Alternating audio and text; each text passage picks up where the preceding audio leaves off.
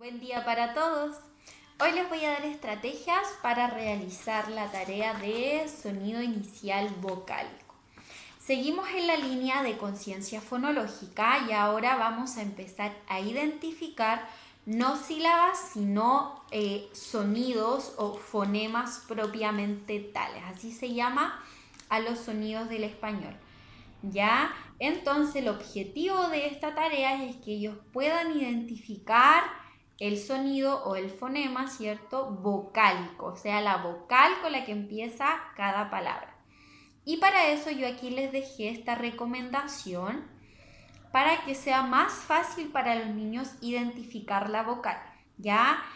Podemos alargar la vocal y también podemos darle quizá un poco más de volumen a la voz. Por ejemplo, en el caso de ojo, digo ojo, ojo. Entonces, ¿cuál vocal es? Ojo. ¿Ya? Podemos alargarlo mucho más si ustedes quieren o hacerlo mucho más alto y más bajito para que se note más la diferencia. O también podemos ocupar estrategia visual con los mismos círculos que ocupábamos para las sílabas, pero esta vez para identificar solamente el fonema o el sonido. ¿Ya?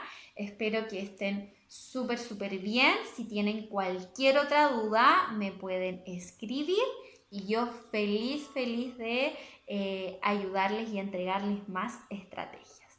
Que estén muy bien, un abrazo.